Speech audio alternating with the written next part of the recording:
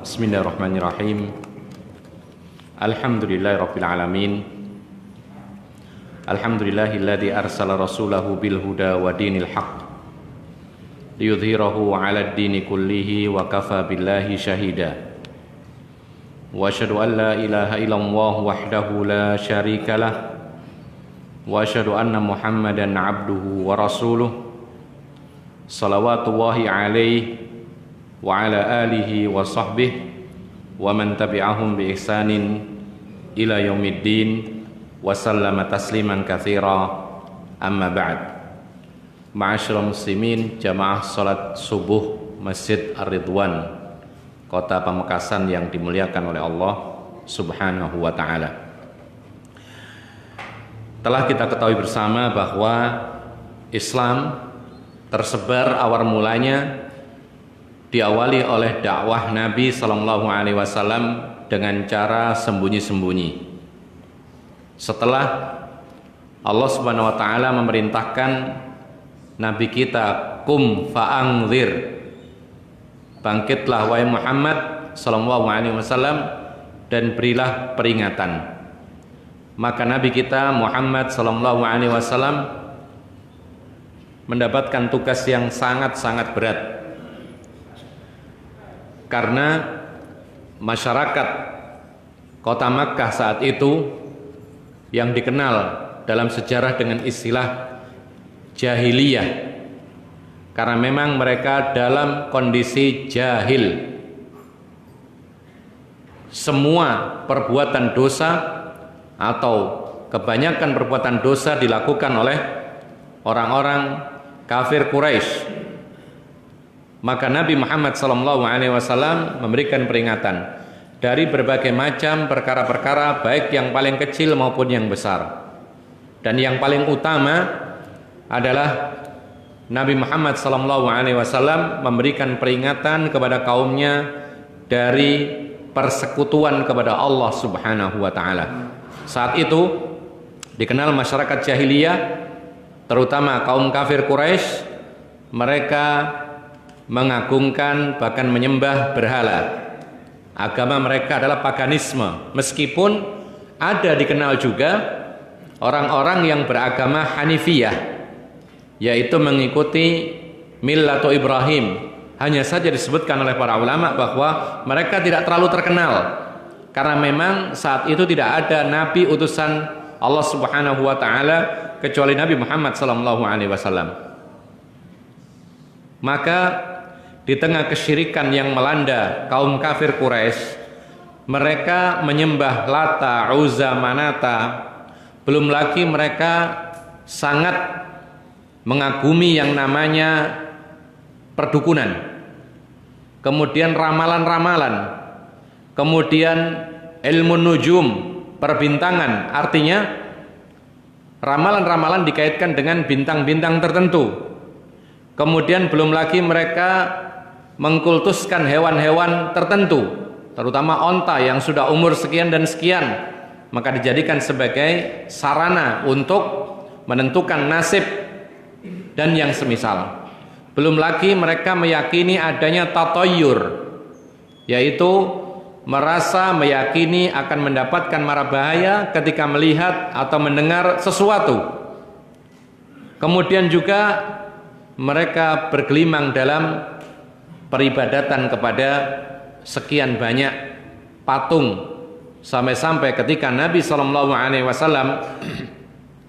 menaklukkan kota Makkah, beberapa tahun kemudian didapati di dalam Makkah atau di dalam Ka'bah itu ada 360 patung yang akhirnya semuanya dihancurkan oleh Nabi SAW.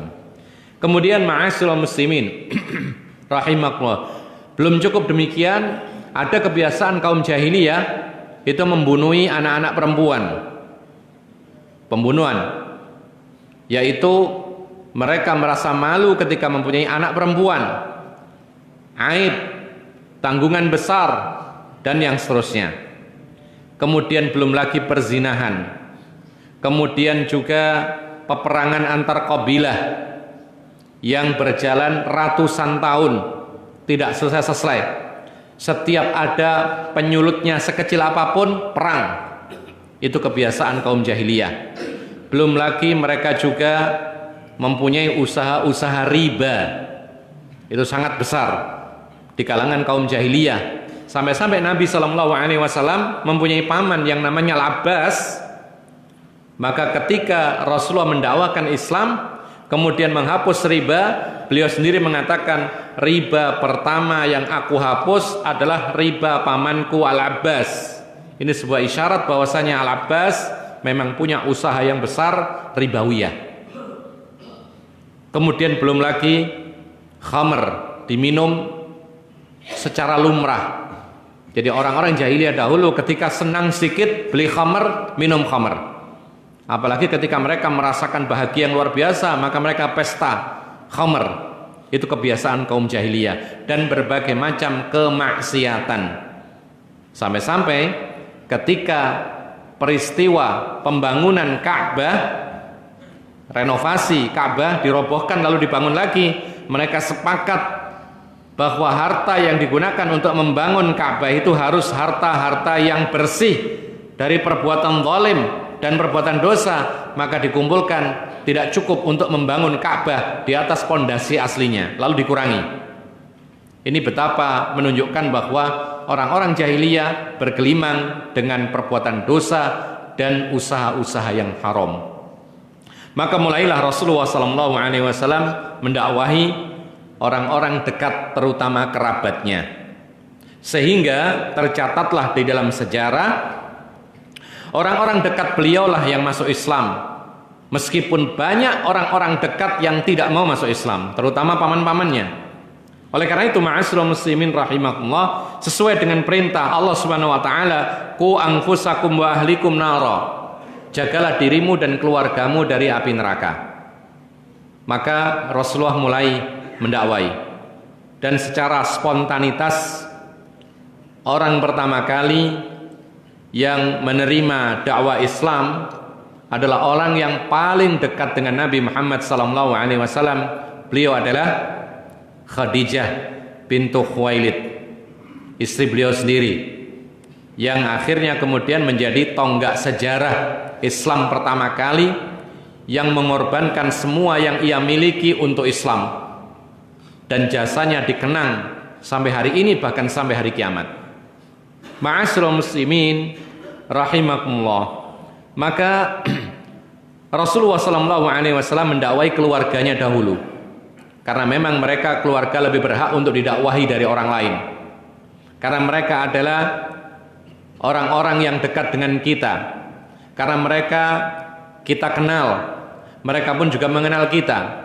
Bahkan para ulama mengatakan, kenapa sih keluarga itu lebih berhak diberitahu kebaikan daripada orang lain? Orang lain berhak juga, tetapi keluarga lebih berhak, karena ujung-ujungnya keluarga kitalah yang akan membantu dan menolong kita ketika kita mendapati masalah. Lihat bagaimana Rasulullah SAW ketika mendapati masalah, maka yang datang membantu keluarganya sendiri, Khadijah. Bahkan paman-pamannya pun juga ada yang membantu, keluarga juga.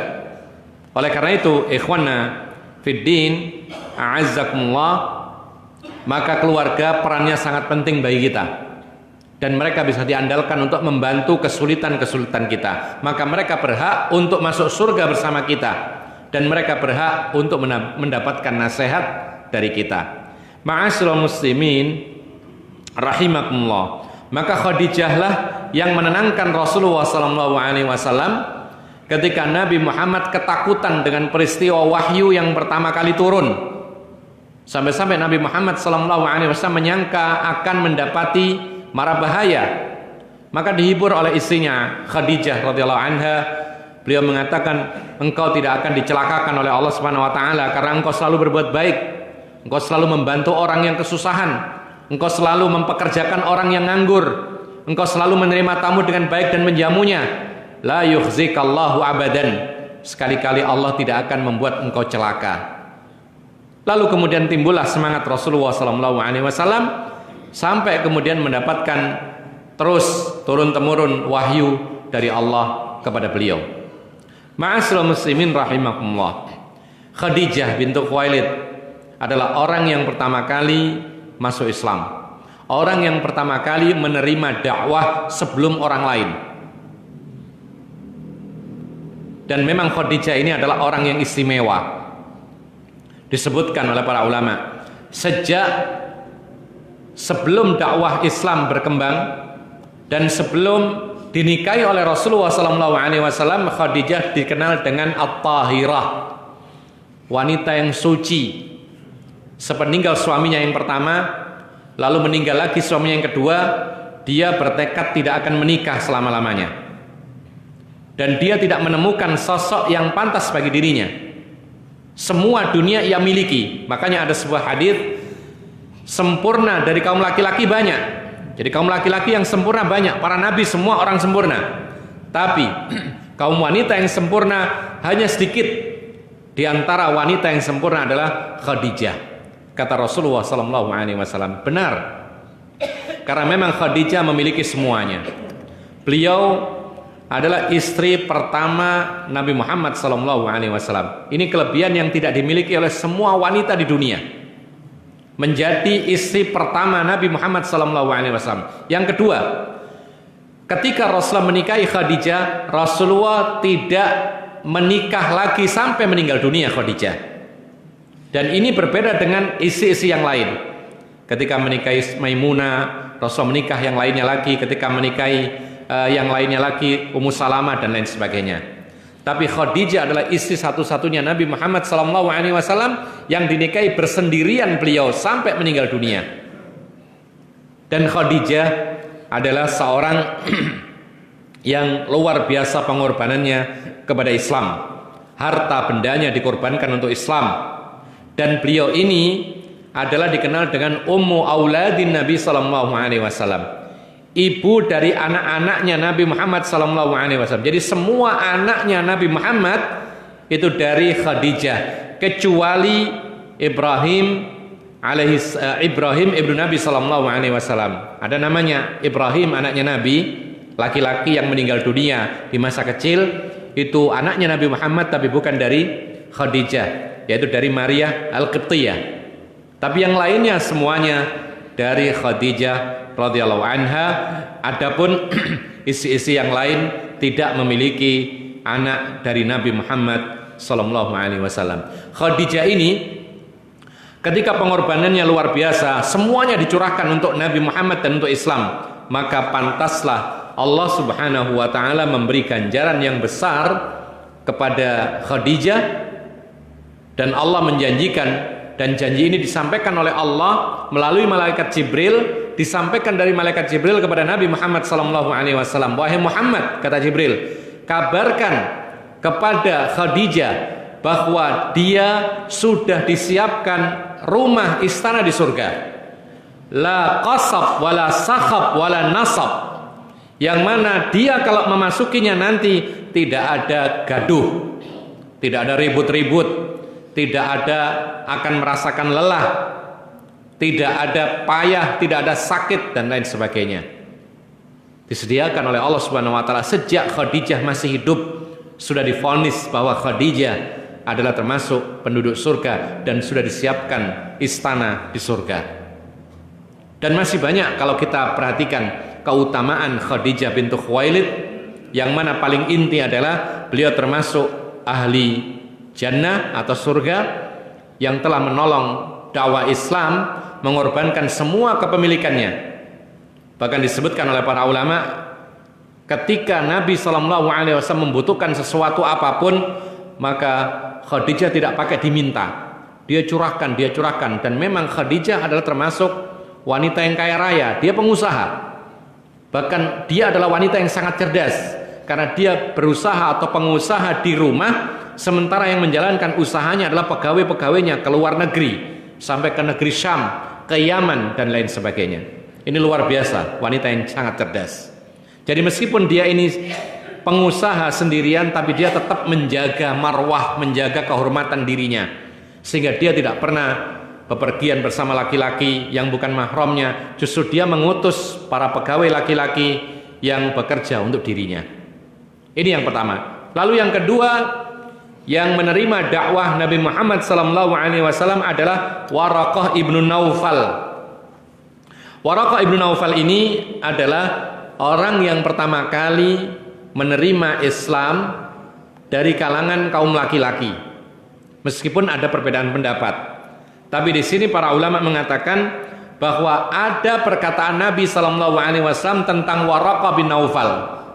Meskipun beliau tidak mengalami atau tidak mendapati Nabi mendakwahkan secara terang-terangan, dan beliau tidak lama ketika didatangi oleh Nabi dengan Khadijah melaporkan kondisi aneh, yaitu ketika turun wahyu pertama, maka Waraqah bin Naufal belum sempat yaitu menjalankan agama Islam, karena tidak lama kemudian dia meninggal dunia. Tapi dia sempat mengatakan, demi Allah, kalau saya masih punya kekuatan, maka saya akan bela kamu dengan sekuat tenaga. Ini tertanda dia iman.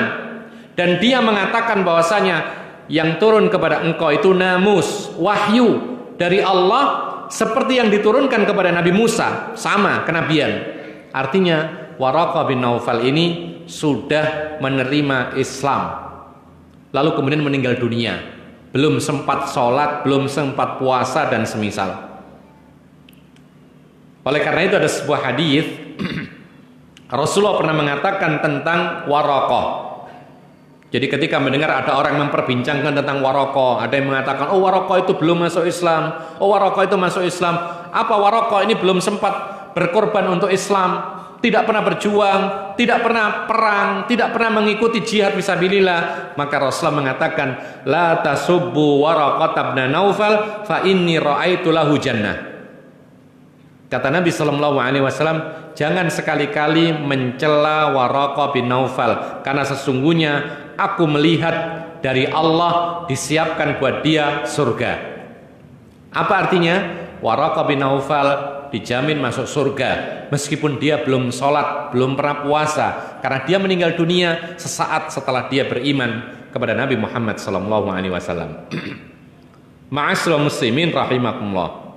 Orang yang ketiga di dalam dakwah Islam, awal-awal masuk Islam, dikenal dengan istilah as-sabiqunal awwalun. Orang-orang yang dahulu awal-awal masuk Islam adalah orang yang sangat-sangat luar biasa, manusia terbaik setelah para nabi, yaitu Abu Bakar As-Siddiq radhiyallahu anhu. Beliau adalah orang yang istimewa di dalam Islam. Beliau juga mengorbankan semua yang ia punya untuk Islam, dan beliau mengikuti semua perjuangan dalam Islam, berbeda dengan Waraqah bin Naufal. Oleh karena itu para ulama mengatakan, ketika dibandingkan antara Waraqah dengan Abu Bakar, mana yang lebih utama? Para ulama mengatakan dalam hal lebih awal maka Waraqah yang menang, tapi dalam hal pengorbanan maka Abu Bakar lebih menang dibandingkan dengan Waraqah. Bahkan Abu Bakar lebih unggul dari semua sahabat yang pernah ada. Ma'asyiral muslimin rahimakumullah. Rasulullah SAW pernah mengatakan bahwasanya ketika Rasulullah ditanya siapakah manusia terbaik, yaitu setelah para nabi, maka Rasulullah mengatakan Abu Bakrin thumma Umar. Yang pertama Abu Bakar, kemudian yang kedua adalah Umar. Kemudian ma'asyiral muslimin rahimakumullah, sejak zaman dahulu, tatkala para sahabat Nabi masih hidup semua, rata-rata masih hidup, maka ketika mereka membahas siapa sih orang yang paling utama, paling istimewa, siapa sih sahabat Nabi yang paling bagus, kata Ibnu Umar mengatakan, kami dahulu kalau disuruh milih, disuruh nyebutkan siapa orang terbaik, maka kami pasti akan mengatakan Abu Bakar, kemudian Umar, kemudian Utsman. Ini perkataan yang tersebar luas di kalangan para sahabat Nabi ketika para sahabat Nabi rata-rata masih hidup. Mereka mengatakan kalau ditanya siapa orang paling bagus, mereka mengatakan Abu Bakar, lalu Umar, lalu Utsman. Jadi para ulama sepakat bahwa Abu Bakar adalah manusia yang paling afdol dari kalangan semua manusia setelah para nabi alaihimussalam. Kemudian ma'asyiral muslimina rahimakumullah, bahwasanya Abu Bakar ini dilakopi atau digelari dengan As-Siddiq. Kenapa demikian? Sesuai dengan namanya, yaitu orang yang betul-betul sangat membenarkan berita dari Allah dan Rasulnya tanpa pikir panjang.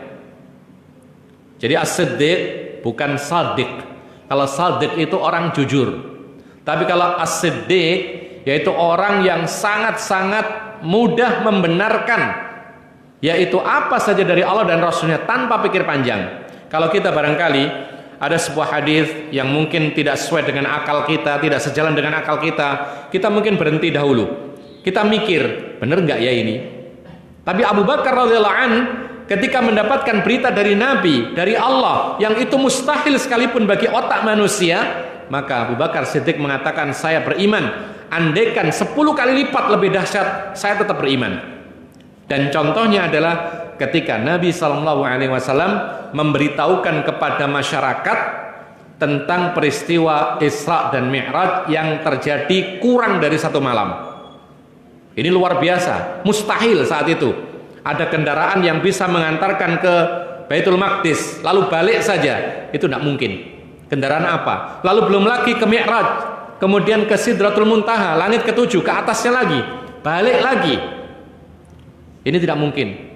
Tapi ketika yang memberitahukan adalah seorang nabi utusan Allah, maka Abu Bakar radhiyallahu anhu mengimaninya. Saat itulah digelari As-Siddiq.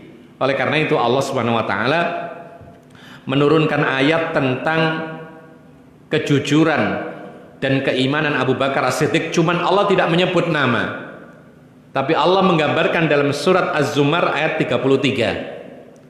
Allah mengatakan walladzi jaa'a bis-sidqi wa saddaqa bihi ulaika humul muttaqun. Dan orang yang membawa kebenaran dan membenarkan kebenaran itu, maka mereka termasuk orang-orang yang bertakwa. Qalal mufassiruna huwa Abu Bakrin As-Siddiq radhiyallahu an.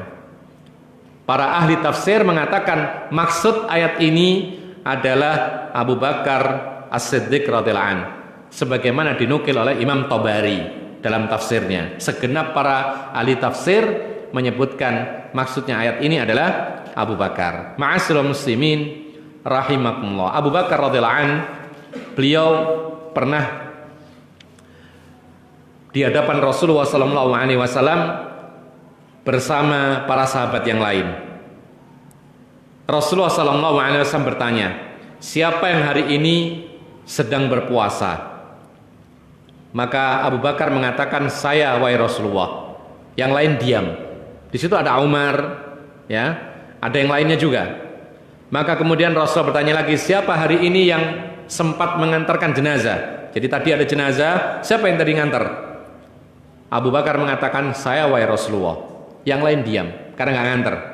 Lalu Rasul mengatakan lagi, siapa yang hari ini sudah memberi makan orang miskin? Yang lain diam. Abu Bakar mengatakan, saya wahai Rasulullah. Rasul mengatakan lagi, siapa yang hari ini sempat menjenguk orang sakit? Yang lain diam. Abu Bakar mengatakan, saya wahai Rasulullah. Maka Rasulullah mengatakan, majtama'na fi imri'in illa dakhalal jannah. Kalau berapa perkara tadi? 4 perkara ini dilakukan oleh seorang pada hari itu juga, maka dia pasti akan masuk surga. Artinya apa?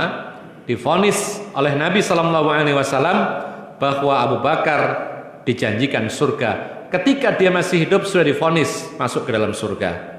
Jarang-jarang ada orang hidup disebut oleh Nabi masuk surga, kecuali Abu Bakar dan beberapa sahabatnya seperti 4 khulafa Rasyidin, ditambah lagi 6 lainnya, 10 orang yang dikenal al-mubasysyaruna bil jannah divonis surga ketika mereka masih hidup. Demikian pula para sahabat yang lain, hanya saja sahabat yang lain tidak disebut namanya. Para muhajirin, para ansar, mereka semua dijamin surga, tapi mereka tidak disebut namanya satu persatu oleh Nabi SAW. Sementara 10 orang ini, termasuk Abu Bakar, Umar, Utsman dan Ali, itu dijamin masuk surga, disebut namanya satu persatu oleh Nabi SAW. Para ulama mengatakan mereka ini adalah orang-orang yang istimewa dari sekian banyak orang-orang yang istimewa. Sahabat Nabi semua dijamin surga, lalu divonis lagi beberapa sahabat disebutkan nama untuk masuk ke dalam surga. Ikhwana fiddin, a'azzakumullah. Kemudian bahkan Abu Bakar itu adalah orang pertama kali masuk surga setelah Nabi Muhammad SAW. Jadi yang membuka surga adalah Rasulullah. Kunci surga ada di tangan Rasulullah.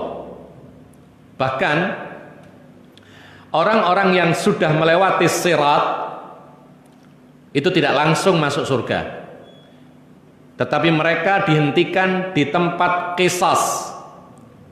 Dibalas dahulu orang-orang yang belum diqisas di dunia, yang pernah menyakiti, yang pernah memukul, yang pernah mengambil harta orang lain belum dikembalikan, yang pernah menzalimi dengan cara yang lain, maka diqisas, dibersihkan di tempat sebelum masuk surga, setelah mereka selamat dari sirat.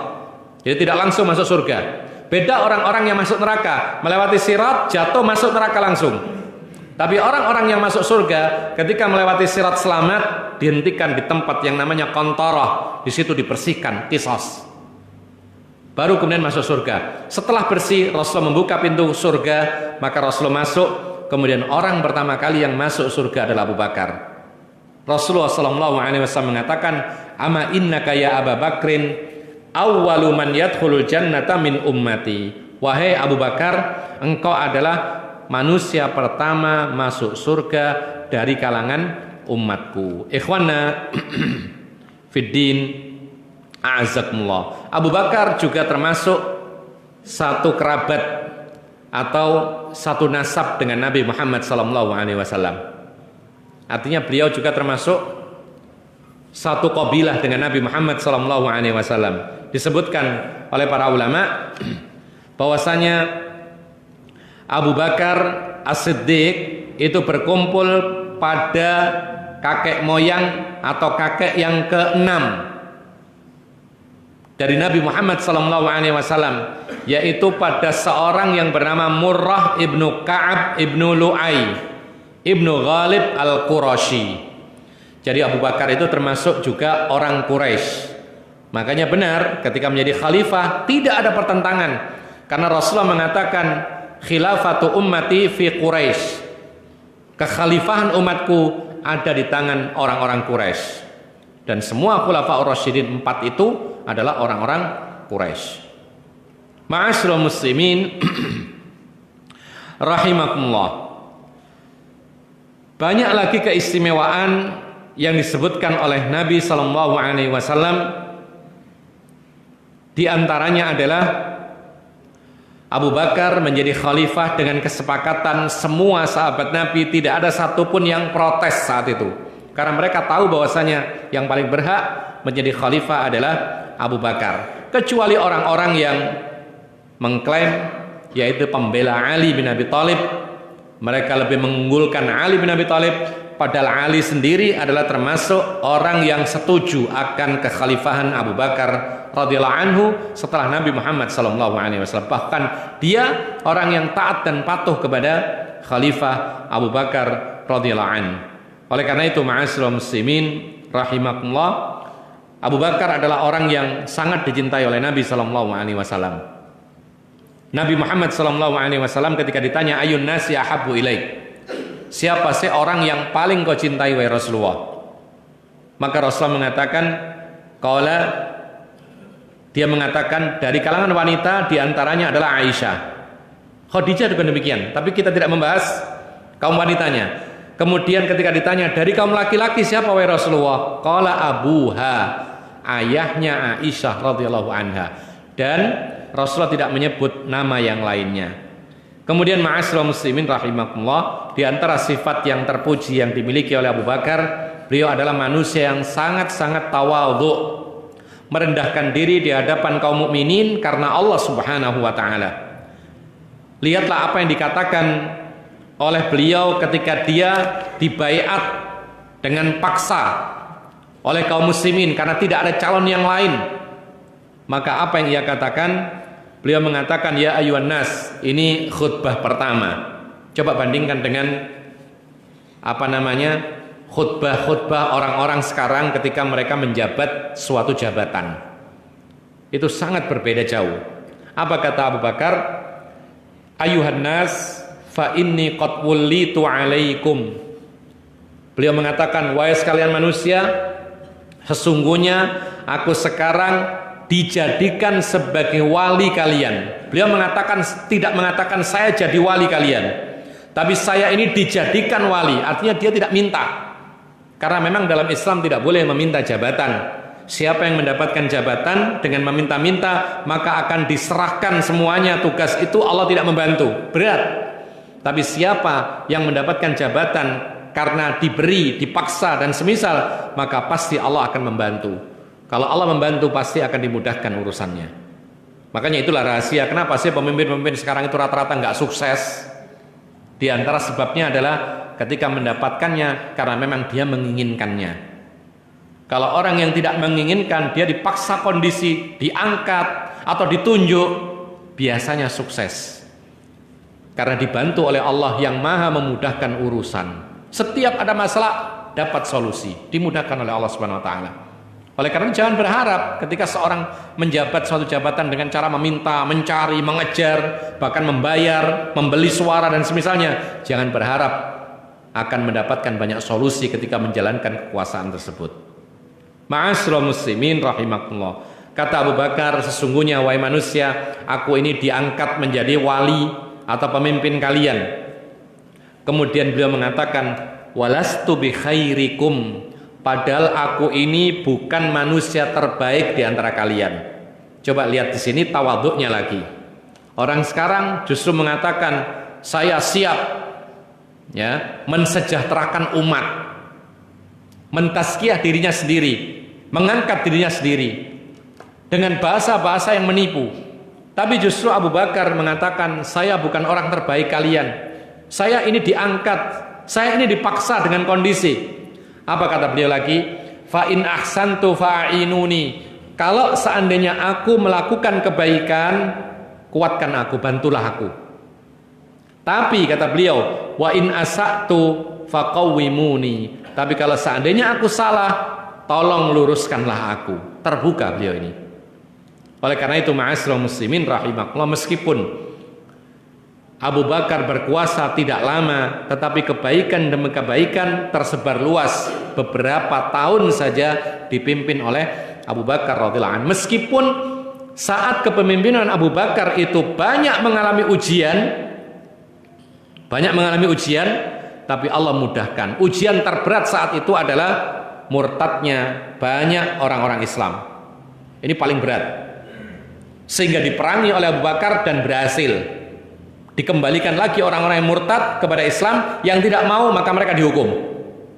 Lalu satu lagi, yaitu cobaan yang sangat besar bagi Khalifah Abu Bakar radhiyallahu anhu, yaitu mereka orang-orang Islam yang tadinya membayar zakat di masa Rasulullah, lalu ketika Rasul meninggal dunia maka mereka enggan membayar zakat, tidak membayar zakat. Maka Abu Bakar dengan sekuat tenaga beliau memerangi orang-orang Islam yang tidak mau membayar zakat. Sampai saat itu sempat ada selisih paham dengan Umar bawahannya. Umar mengatakan, wahai Abu Bakar, mereka orang Islam, jangan diperangi seperti memerangi orang kafir. Apa kata Abu Bakar? Tetap kokoh dia, mengatakan, saya akan memerangi orang-orang yang tidak menunaikan zakat padahal masa Rasulullah dia membayar zakat. Terus kokoh Abu Bakar menyatakan demikian. Kemudian Umar terus mengatakan, jangan wahai Abu Bakar, mereka orang Islam, jangan diperangi. Kemudian terus akhirnya apa? Akhirnya dengan kekokohan Abu Bakar, lalu Umar pun akhirnya luluh hatinya dan akhirnya ikut memerangi orang-orang yang tidak mau membayar zakat, dan akhirnya mereka diperangi seperti memerangi orang-orang kafir. Akhirnya sampai mereka kembali lagi dan akhirnya mau membayar zakat kembali. Artinya di sini Allah Subhanahu wa taala memudahkan urusan Abu Bakar ketika dia menjabat sebagai pimpinan kaum muslimin. Bahkan dalam masa yang singkat, subhanallah, tanpa melalui Rasulullah SAW, ada tokoh-tokoh besar kaum muslimin dari kalangan para sahabat Nabi yang masuk Islam di tangannya Abu Bakar radhiyallahu anhu. Jangan dikira semua sahabat Nabi itu masuk Islam di tangan Rasulullah. Tapi banyak para sahabat Nabi itu masuk Islam tidak disangka-sangka itu di tangannya Abu Bakar. Yang paling terkenal tidak lain adalah Utsman bin Affan. Utsman bin Affan masuk Islam itu yang mengajari, yang mendakwai adalah Abu Bakar. Dengan tutur sapa, lemah lembut, tertariklah Utsman dan masuk Islam di tangan Abu Bakar. Sebelum ketemu dengan Nabi Muhammad, ketemu dengan Abu Bakar, masuk Islam. Kemudian juga Zubair bin Al-Awwam masuk Islam dengan kelembutan hati dan tutur sapanya Abu Bakar radhiyallahu anhu. Abdurrahman bin Auf, subhanallah, sahabat-sahabat yang terkenal. Abdurrahman bin Auf masuk Islam di tangan Abu Bakar. Sa'ad bin Abi Waqqas masuk Islam di tangan Abu Bakar. Kemudian Talha ibnu Ubaidillah masuk Islam di tangan Abu Bakar. Dan mereka-mereka ini adalah salah satu atau sebagian besar termasuk 10 orang yang dijamin masuk surga sementara mereka masih hidup. Luar biasa. Ma'asyiral muslimin rahimakumullah. Abu Bakar kemudian meninggal dunia dalam kondisi diridhoi oleh Allah Subhanahu wa taala. Kemudian ada lagi tokoh sejarah Islam yang sangat penting yang masuk Islam di awal-awal dakwah Sirriyah. Beliau adalah kerabat Nabi sendiri, anak muda, sebagian juga masih mengatakan masih kecil, yaitu Ali ibnu Abi Thalib radhiyallahu anhu. Beliau ini adalah masih kerabatnya Nabi sallallahu alaihi wasallam, masuk Islam, dan dia termasuk yang disebutkan oleh Nabi 10 orang sahabat Nabi yang masuk surga langsung. Kemudian mereka ini masih hidup divonis demikian. Ada satu hadis yang kita bisa sebutkan sebagai akhir dari pembahasan kita. Ketika Rasulullah SAW diperintahkan untuk berjihad melawan Yahudi Khaybar, bertahan. Orang-orang Yahudi Khaybar ini berhari-hari tidak bisa ditaklukkan. Maka ketika malam hari kaum muslimin istirahat. Lalu Rasulullah SAW berpidato di hadapan kaum muslimin sebelum melanjutkan kembali besok pagi memerangi penduduk Khaybar. Maka Rasulullah SAW mengatakan dalam pidatonya di malam hari, sesungguhnya aku akan berikan bendera kepemimpinan ini kepada seseorang yang mana orang ini mencintai Allah dan Rasulnya dan dicintai oleh Allah dan Rasulnya. Allah akan memenangkan Khaybar di tangan dia, belum disebut namanya. Maka kemudian Rasulullah masuk ke ruangannya, ke tendanya. Malam itu para sahabat Nabi saling membahas. Bahkan disebutkan dalam beberapa riwayat para sahabat Nabi tidak tidur semalaman. Mereka membahas siapa kira-kira orang yang disebut Nabi. Pertama, dia memimpin perang Khaybar lalu menang di tangan dia. Yang kedua, orang ini dicintai oleh Allah dan Rasulnya, dia pun mencintai Allah dan Rasulnya. Artinya vonis dari Nabi SAW, orang ini istimewa. Maka sampai-sampai saat itu Umar mengatakan, demi Allah aku bersumpah, aku tidak pernah ingin mendapatkan kekuasaan kecuali malam itu. Bukan karena ingin kekuasaan menjabat, bukan, tapi karena ingin menjadi orang yang mencintai Allah dan Rasulnya dan dicintai oleh Allah dan Rasulnya. Sudah semalaman mereka membahas. Kemudian pagi hari mereka berkumpul siap berperang. Lalu Nabi bertanya, manakah Ali bin Abi Thalib? Kemudian para sahabat mengatakan, yashtaqi ainahu ya Rasulullah. Wahai Rasulullah, Ali bin Abi Thalib sedang sakit matanya, tidak hadir pagi ini. Maka Rasul mengatakan, panggillah. Dipanggil, kemudian didoakan matanya yang sakit, kemudian sempat diludahi oleh Rasulullah, ludah yang penuh berkah. Ya, diludahi. Kalau kita pengobatan tidak usah diludahi. Tidak ada kelebihannya ludah kita dibandingkan Rasulullah. Diludahi oleh Rasulullah SAW, kemudian sembuh ka'allam yakun wajaun. Sembuh total 100%, seakan-akan tidak pernah sakit. Orang kalau sakit mata, kalau sembuh itu masih ada bekas, merah lah, ada kotor-kotor lah, ada tidak segar matanya. Ini betul-betul seperti tidak pernah sakit mata. Kemudian diberikan bendera kepemimpinan perang Khaybar kepada Ali. Maka Rasulullah mengatakan, wahai Ali, berangkatlah, pimpin para sahabatmu memerangi Yahudi Khaybar.